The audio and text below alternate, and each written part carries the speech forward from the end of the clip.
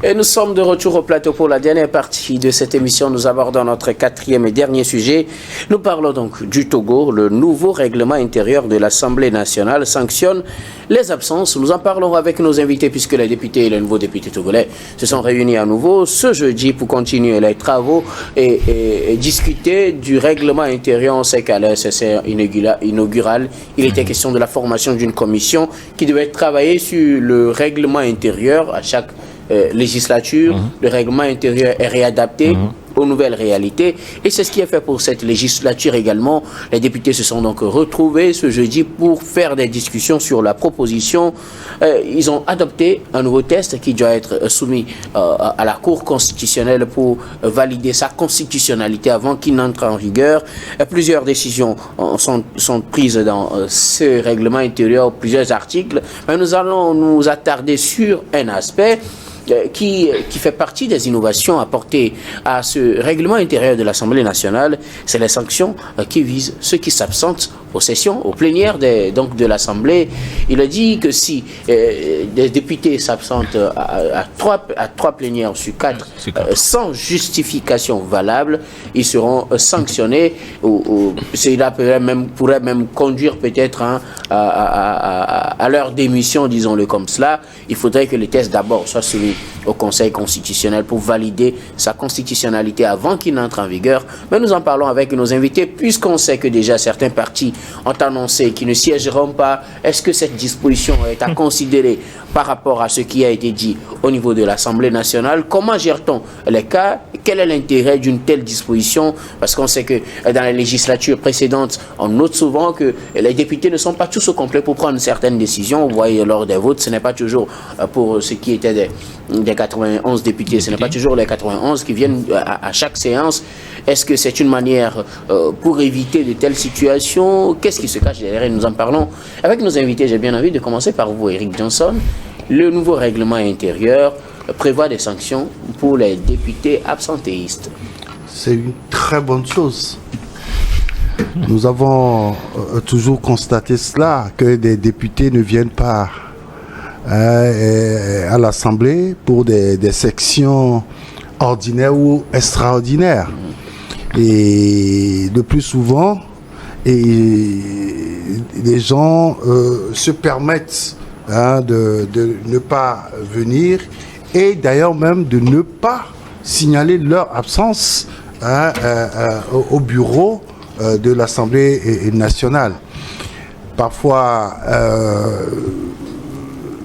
on dit que la commission des droits, la commission des lois a convoqué des députés pour siéger parce qu'ils sont membres de certaines commissions, mais ils ne sont pas là. Je crois que cette disposition-là, elle répond à une situation qui ne permet pas à notre représentation nationale de fonctionner normalement. Mais c'est vrai que cela a été évoqué, mais il y a eu beaucoup de discussions. Il y a eu beaucoup de discussions à l'Assemblée et les gens ont même voulu qu'on parle d'absence au cours des sessions ordinaires et d'absence au cours des sessions extraordinaires. Et tout ça là, des gens ont même cherché à mettre en avant l'état de santé de certains députés et tout ça, et que ça peut arriver à certains moments, les gens peuvent se lever et subitement il y a une crise sanitaire ou quelque chose, et là, parce que je crois fondamentalement que même si vous avez une situation, qu'elle soit sanitaire, qu'elle soit physique, qu'elle soit je ne sais quoi, vous devrez tout faire pour signaler cela au bureau de l'Assemblée nationale. Vous devrez justifier votre absence à l'Assemblée au cours des plénières. Et donc, à la fin de cette discussion-là, et le règlement intérieur, la commission qui a travaillé là-dessus, qui est une commission qui est dirigée par l'ancien Premier ministre Selom Klassou, doit introduire tous les amendements apportés par les élus pour pouvoir constituer un document qui sera envoyé au Conseil constitutionnel qui va, comme tu l'as dit, jauger de la constitutionnalité de ce texte avant qu'il n'entre en vigueur. Et je crois que ce n'est qu'après cela qu'on aura l'élection du bureau de l'Assemblée nationale, la 7e législature dans la 5e République. Gabin Adjaro, les députés ont adopté ce jeudi leur nouveau règlement intérieur. Reste à ce qu'il soit validé par la Cour constitutionnelle. Parmi la panoplie de décisions, cette décision qui vise à sanctionner les députés qui vont s'absenter et qui ne vont pas justifier leur absence. Oui, je pense même que cette nouvelle législature est en train d'avancer à une vitesse qu'on ne peut pas décliner ici exponentielle, parce que là, lors des précédentes législatures, les choses ne se passent pas comme ça en moins d'une semaine. Mais cette fois-ci, je pense que comme le cœur du pouvoir se trouve maintenant au sein de l'Assemblée nationale, il faut faire les choses avec du sérieux et surtout ne pas vendanger cette fonction-là qui est assez noble, parce que la plupart du temps, lors des précédentes législatures, le Dieu vient de le dire, on a constaté que des députés s'absentaient et ne justifiaient carrément pas, ou bien présentaient des justificatifs assez moribonds qui ne prouvaient pas réellement. Mais aujourd'hui, il faut prouver réellement et qu'on ait la confirmation que réellement ce que tu es en train de dire, ça nécessite que tu t'absentes. Parce qu'il faut aussi que le bureau juge véritablement que c'est tout à fait normal que tu puisses t'absenter. Et donc, c'est le peuple qui t'a mandaté pour venir travailler. Tu ne peux pas t'absenter à chaque moment et prendre tes émoluments, ça ne se fait nulle part. Donc aujourd'hui, je pense que cette assemblée est en train de montrer réellement la rigueur que doit être la fonction législative aujourd'hui. Il y a beaucoup de choses qui ont été apportées avant. Je pense que les sessions ordinaires c'était à chaque 6 mois, mais je pense que c'est maintenant ramené à 3 mois.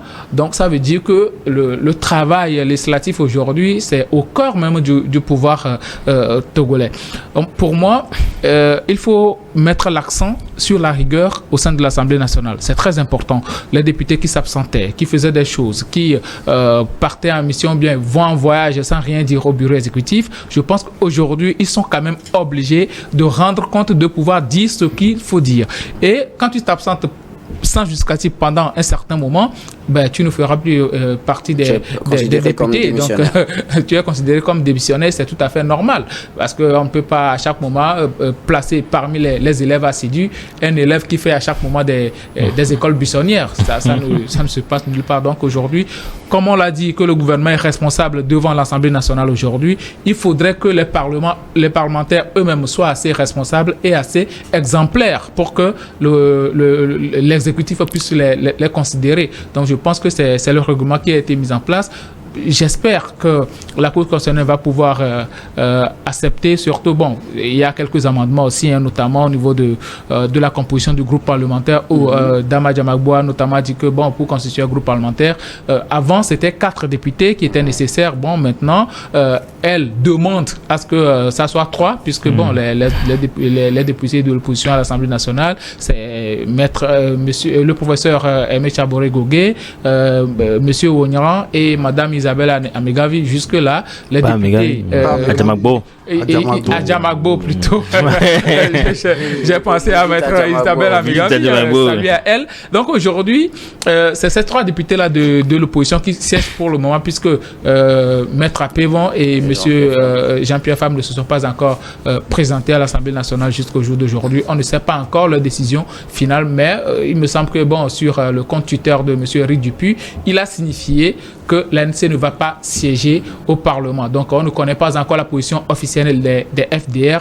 On va voir ce que ça va être Alors, il faut dire, avant de vous donner la parole, le test, ce que les députés ont proposé pour l'améliorer, disent que lorsqu'un député s'absente aux 3/4 des séances plénières d'une session ordinaire sans raison par le droit admis par l'Assemblée nationale, il est interpellé par le jury de l'Assemblée nationale qui l'invite à justifier ses absences dans la session. Le test ajoute aussi qu'à défaut, il est déclaré démissionnaire et l'Assemblée nationale en fait une justification immédiate à la Cour constitutionnelle. Les indemnités des députés sont définitivement suspendues. Oui, exactement. Maintenant, comme l'a dit mes deux co-débatteurs, le fait de sanctionner l'absentéisme ne peut être qu'encouragé. Il n'y a pas de système qui marche lorsque les gens se permettent d'être absents et sans forcément justifier pourquoi ils le sont. Le doyen Eric vient de parler des députés qui sont un peu âgés, qui pourraient tomber malades de façon inopinée. Mais quand vous êtes d'un certain âge, bon, vous pouvez donner le siège à votre suppléant. Et rien ne vous oblige à vouloir assumer une charge que vous savez que votre condition physique ne vous permet pas d'assumer. Donc ça, c'est tout à fait... C'est pas évident que ce soit tout le temps. Hein. C'est ça tout le temps. Mais si c'est souvent, c'est déjà grave. Si c'est souvent, c'est déjà grave. Maintenant, ce qui se dit dans les rues de Lobé, certaines personnes qui ont entendu parler de cette disposition pense que c'est une disposition qui a été prise pour pouvoir pénaliser le député de l'ANC, M. Fabre, qui n'a pas voulu siéger au sein de cette assemblée parce qu'elle juge que les conditions ne sont pas réunies et que ce serait une façon de... À la même période, l'ANC annonce officiellement finalement qu'elle ne va pas présenter le député. Justement, ce qui nous permet d'aborder le sujet. Oui. Donc du coup, dans ce que vous venez de dire, le député qui est convoqué par le jury, qui n'arrive pas à justifier pourquoi il ne s'est pas présenté, est considéré comme démissionnaire ou est démis de ses fonctions. Mais la loi ne précise pas s'il est remplacé par son suppléant ou si c'est le parti qui écope de cette sanction. Et c'est ce que j'aimerais, moi personnellement, c'est la question que je me pose. Est-ce que c'est le député qui est sanctionné à titre personnel et automatiquement son suppléant doit reprendre son siège, ou est-ce que c'est le parti qui est sanctionné et donc le parti perd son siège? Maintenant, si le parti perd le siège, est-ce que ça voudrait dire que l'Assemblée va fonctionner maintenant avec un siège en moins, ou est-ce qu'il faudrait faire des élections partielles, dans les zones concernées pour pouvoir à ce siège-là? Et si élection il devait avoir, est-ce que le parti qui a été considéré comme démissionnaire, qui a été sanctionné, pourra représenter une liste à nouveau? Je pense que cette situation laisse quand même un vice juridique. Et le problème des vices juridiques, c'est que ça prête à beaucoup d'interprétations. Ça devient justement une question d'interprétation et c'est dangereux dans un pays qui fait l'effort d'être un état de droit de laisser ces points obscurs selon moi. Mais justement, la question fait débat avec l'ANC. Oui. Dire que déjà, vous savez, quand l'ANC a annoncé tout de suite qu'elle ne va pas siéger à l'Assemblée nationale, ça a permis aux uns aux autres de commencer par se poser la question même au niveau de l'Assemblée. Et déjà, à la séance dernière, et les gens ont commencé par se poser des questions. Et je crois qu'ils doivent forcément trouver une solution dans le règlement intérieur. Pas forcément dans le règlement intérieur, mais il faut que cela devienne une loi de la République. Et je crois que peut-être dans les toutes premières sessions, ils vont en parler. Parce que véritablement, tout le monde se pose la question, mais personne n'a la réponse pour le moment. Parce qu'il faudrait peut-être voir au niveau de la Cour constitutionnelle pour savoir ce que ça va donner. Puisque quand vous êtes élu, vous devez siéger. Si physiquement vous ne pouvez pas, il y a votre suppléant qui est là. Maintenant, si le suppléant aussi ne peut pas... Le parti peut maintenant choisir quelqu'un pour aller. Ça, c'est vous qui le dites, mais reste à savoir. Ainsi de suite. Souvent, on n'a pas qu'un seul suppléant, en fait. Oui. À la fin, suppléant. Troisième sur la liste. Le troisième suppléant, c'est quelqu'un qui est capable de pouvoir assurer. Est-ce que les dispositions permettent, en fait? C'est ce que je veux savoir. Oui, non, c'est-à-dire si vous ne pouvez pas et que le suppléant qui vous suit ne peut pas, il y a toujours quelqu'un qui peut. Vous avez posé une problématique qui concerne le parti. Si c'est tout le parti qui est sanctionné, ça veut dire que le parti ne peut pas envoyer de suppléant. Exactement. Si c'est tout le parti qui est sanctionné, et la règle ne dit pas clairement si c'est le député qui est sanctionné à titre personnel ou le parti. Non, c'est assez clair en fait. Je pense qu'on est en train de faire des gymnastiques juridiques. On reviendra à vous. La question qu'il pose, c'est ceci. Si le parti est sanctionné, est-ce qu'il y aura une nouvelle élection dans la circonscription où ce député de départ est élu? C'est la question qui se pose. On attend que la Cour constitutionnelle situe, oui, le juriste.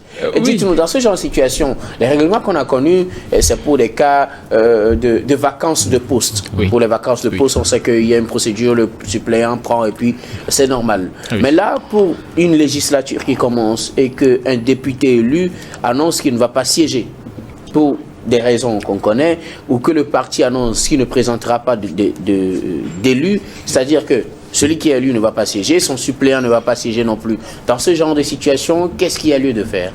Oui, je pense que le règlement est assez clair. On dit sur 4 sessions, si vous vous absentez sur 3, avec sans justification valable. Alors, sans justification valable, ça veut dire qu'il faut aussi étudier cette justification. Et il faudrait aussi préciser ce qui peut être une justification valable. Donc, sur ces 4... Si c'était pas le jury de l'Assemblée nationale, c'est qu'elle n'est pas valable. C'est au jury maintenant. Ce n'est pas une règle de droit. Ça donne le sens. Ça ouvre la porte à beaucoup d'abus aussi. Donc voilà, je pense que dans ce cas de figure, c'est assez simple en fait. Puisque aujourd'hui, à l'Assemblée nationale, il n'y a que des partis politiques qui siègent. Il n'y a pas d'indépendants pour qu'on fasse des contorsions. Aujourd'hui, si un parti politique assez responsable, première session, son député s'absente, deuxième session, son député s'absente, ainsi de suite, je pense que ce parti-là qui est assez responsable doit pouvoir préparer sa succession, préparer son suppléant à le succéder si réellement le parti veut conserver quand même le siège. C'est le député là voilà. Dans le cas contraire, si le parti ne le fait pas, ça veut dire que le parti même ne veut plus siéger. Alors, le bureau va prendre ça en compte et dire que bon, voilà, le parti ne peut plus siéger et on va fonctionner avec ce député en moins là. Je ne pense pas que on va organiser des élections partielles. Si c'est ça, je pense que ça va créer un certain désordre. Je ne suis pas sûr parce que il y a un problème de, souvent on dit quorum aussi, on l'avait vécu au niveau de la Cour constitutionnelle ou autre. Si aujourd'hui à l'Assemblée nationale, 2 députés s'absentent ou bien 2 députés ne siègent pas. Oui, prenons le cas concret des députés de l'ANC. Ils ont dit clairement qu'ils vont pas venir. Voilà, là c'est assez clair. Que le FDR aussi décide de ne pas venir. Ou bien qu'ils viennent, mais il y aura toujours le cas de l'ANC qui va se poser. On procède comment? Non, il n'y a pas de problème parce que l'ANC a décidé de ne pas siéger. C'est ça, on dit que bon, un parti assez responsable. Ils ont déjà donné le ton. Il y aura finalement 7 députés au lieu de 8. Est-ce que ça ne pose pas un problème? Ça ne pose même pas un problème. Ça ne pose même pas un problème puisque la représentation qui devrait être là a décidé de ne pas siéger. Donc, puisque tout mandat impératif est nul et que tous les députés sont aujourd'hui les députés de la nation et pas les députés de partis politiques, les députés existants à l'Assemblée nationale vont travailler dans le compte du pays. Même si quelqu'un s'absente, ça ne pose pas de problème puisque ceux-là qui sont à l'Assemblée nationale représentent valablement les citoyens togolais. Donc, ce n'est pas un député uniquement de la zone de Golfe ou bien ce n'est pas un député de Hankope ou bien quelque chose du genre, c'est un député de la nation togolaise. Donc, je ne vois pas où se situe le problème aujourd'hui. Alors, si on n'en fait pas une règle, imaginez qu'à une législature, un certain nombre de députés décident de ne pas siéger et que ça fait que ceux qui siègent n'atteignent pas le quorum nécessaire pour prendre des décisions. Est-ce que ça ne posera pas un problème? C'est là où ça va poser problème. Qu'on va chercher à résoudre. Non, vous savez, les textes élaborés à l'Assemblée nationale peuvent avoir des insuffisances. C'est pourquoi on soumet ça toujours à la Cour constitutionnelle pour voir si il n'y a pas des insuffisances et qu'on peut corriger. Donc, je suis sûr que là où il y a des non-dits, puisque la loi doit être assez claire, là où il y a des non-dits, la Cour constitutionnelle va compenser cela pour qu'on arrive à avoir une lecture assez claire de la situation. Mais pour moi, ce qui est écrit aujourd'hui, il n'y a même pas de problème. Je ne suis même pas sûr que des députés vont s'absenter, des députés qui ont accepté participer aux élections vont s'absenter jusqu'à 4 sessions et puis ne pas justifier cela valablement. Et je ne suis même pas sûr qu'il n'y aura pas de quorum. Quand on voit l'Assemblée nationale aujourd'hui, ceux-là qui ont accepté siège, sauf cas de force majeure, je ne suis pas sûr que les Adjamagbo, les Tchabore Gogé, les Onyra et autres là vont s'absenter, ou encore les 108 députés d'UNIR vont s'absenter. Donc il n'y a pas de problème pour moi à ce niveau-là. Donc c'est pas envisageable qu'on organise des élections législatives non, pas du tout, pour combler les sièges vides? Pas du tout. On va quelque pas chose faire à ce ajouter, plaisir. Samson? Non, mais j'aimerais quand même dire que mon confrère vient de faire une interprétation. Les textes ne disent pas clairement ce qu'il vient de dire. Il faut préciser cela. C'est une interprétation juridique. Et tant que les textes ne disent pas clairement quelque chose, je pense que nos juristes pourront avoir une toute autre interprétation des choses. Et il appartient maintenant aux textes d'être assez explicite. Je reviens sur la question de ce que c'est qu'un argument valable, au fait. Il ne faudrait pas qu'on se retrouve dans une situation où, quand le député d'un certain parti avance un argument, on accepte que c'est valable, et quand c'est d'un autre parti, on dit que ce n'est pas valable. Il faudrait éviter ce genre de justifier. C'est-à-dire vérifiable, oui, bon, moi pour me crever, est-ce que c'est un argument valable? Ce n'est pas valable. Bon. Mais c'est vérifiable. Mais c'est vérifiable. Donc l'argument valable doit être bien précisé, au fait. C'est très important. L'argument c'est sérieux, en fait. C'est sérieux, moi pour me crever. Non, ce n'est pas assez sérieux. Tu me prends Zémidjan pour venir. Un député de la nation, c'est Zémidjan. Ce n'est même pas permis, au fait. Ce n'est même pas permis. Ce n'est même pas permis. Au cours de la 6e législature. Oui. Ah oui, on en a vu. On en a vu. Mais ça pose pas de problème. Voilà. C'est que mon pneu posé là, c'est que vous n'avancez rien. Ça ne peut pas être l'objet d'une absence. Oui, mais il faut quand même qu'il y ait plus de précision. Ce qu'il a dit et qui est très important, c'est que vous arrivez à l'Assemblée, vous n'êtes plus député de votre circonscription électorale. Vous êtes député de la nation. Et donc, tout ce qui concerne la nation doit être pris au sérieux. Vous ne pouvez pas dire parce que mon véhicule a eu une panne. Non, c'était pour rire. C'est un exemple. C'était pour rire. C'est un exemple parmi tant d'autres. C'est pour que vous compreniez qu'il faut qu'il y ait plus de précision par rapport à ce qui est considéré comme un argument valable, en fait. Mais toutefois, il faut dire que le député doit savoir aujourd'hui pourquoi il va à l'Assemblée nationale. Et la loi, sinon le règlement intérieur là, je pense que ça convient à tous les Togolais, parce que l'absentéisme ne peut pas être encouragé. Voilà, on ne peut pas. Des députés qui viennent. Vous imaginez un député qui arrive à l'Assemblée et tout de suite il reçoit les documents à traiter, et puis il se lève et puis ça il remet à quelqu'un et puis il s'en va. Bon, peut-être qu'il a un cas de force, un cas de force majeure à gérer. Justement, quand on parle d'absentéisme, il faut parler aussi les actes de présence. Les gens qui viennent faire des actes de présence et qui partent. Et qui sont plus nombreux aussi. Oui. Voilà. C'est des situations qu'il faut véritablement régler. Et je crois qu'on est sur la bonne voie. Merci beaucoup. À vous, espérons que cela va permettre de lever les équivoques, de situer tout le monde sur ces questions. Nous arrivons pratiquement. Ça va bientôt arriver aussi à l'université. On l'espère bien. Les professeurs que... Nous parlons pour le moment. Ils s'absentent sans raison. Ah ouais. Nous allons donc faire notre habituel dernier tour de table. Ce sera pour vos mots de fin sur un sujet de votre choix. Je commence par vous, Samson. Moi, je vais parler cette fois-ci. Mes pensées vont aller à nos frères et à nos sœurs qui sont actuellement au Darfour. Il y a une situation vraiment très horrible. Il a quitté dans la zone, dans la ville d'Al-Fashir, qui est actuellement sous le bombardement des forces de soutien rapide. Une ville qui sera peut-être prise bientôt et où il pourrait se passer un massacre. Les États-Unis, beaucoup d'organisations tirent la sonnette d'alarme. Mais je vois qu'en Afrique, le débat est un peu occulté pour d'autres priorités, ce qui est dommage. Mais je le dis encore une fois, si le Soudan implose, et c'est ce qui risque d'arriver, c'est toute l'Afrique qui va être déstabilisée. Donc, il est très important que nos politiques, nos décideurs, prennent au sérieux cette question du Soudan pour pouvoir amener la stabilité dans ce pays. Merci beaucoup. À vous, Maololo Samson Arlidja, vous êtes journaliste et analyste politique. Merci d'avoir répondu à notre invitation. Merci à vous aussi. Eric Johnson, vos mots de fin. Oui, je voudrais plutôt encourager les députés, les néo-députés, à véritablement se mettre au travail. Il y a une situation aujourd'hui, on a 108 députés unir contre 5 de l'opposition.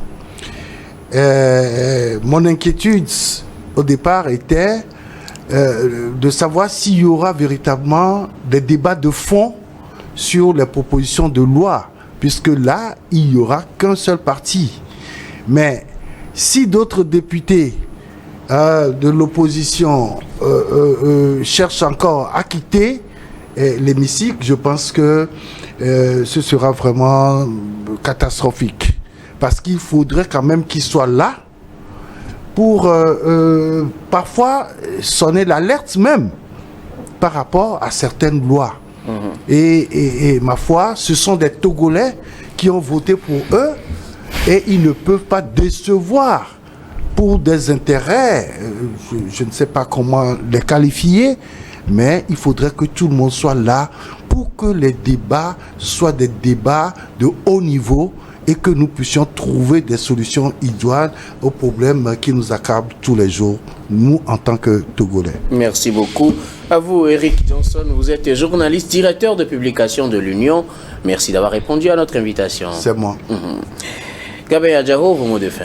Oui, je vais abonder dans le même sens que mon doyen Eric. Vous savez, aujourd'hui, nous sommes dans la 5e République et c'est pour une certaine rigueur au niveau de la gouvernance qu'on a adopté cette nouvelle constitution-là. Je pense qu'aujourd'hui, le cœur du pouvoir se trouve à l'Assemblée nationale et les députés actuellement doivent tout faire pour prouver à la population que réellement, on est là pour travailler, on est là pour votre bonheur et on est là pour véritablement contrôler les actions du gouvernement. Parce qu'entre-temps, on parle de contrôle de l'action du gouvernement, mais ce n'était pas véritablement effectif. On appelait certains députés à l'Assemblée nationale, mais certains ministres à l'Assemblée nationale pour venir en compte, mais ils ne se sont jamais pointés. Donc aujourd'hui, puisque ce sont eux qui représentent le cœur du pouvoir, il faut véritablement faire leur travail et prendre conscience du pouvoir qui leur est donné. Merci beaucoup. À vous, Gabin Adjaro, vous êtes juriste et directeur de cabinet Jurist Consulting. Merci d'être passé sur ce plateau. Merci, docteur, pour l'invitation. Nous disons également merci à toutes les équipes techniques rédactionnelles qui nous ont aidés à préparer et à présenter cette émission. Merci à Clesson Pinyanga, réalisation, à Gaston Wafanou, présidence Makoui, DJ Routondi à la diffusion. Merci également à Rebecca Vessou et Stéphane Kouanou à la caméra. Grand merci à vous, très chers téléspectateurs, d'avoir été des nôtres depuis le début de cette semaine pour les différents numéros de Regard Croisé. C'est la fin de ce numéro aussi. Je vous retrouve la semaine prochaine avec le même plaisir pour d'autres numéros.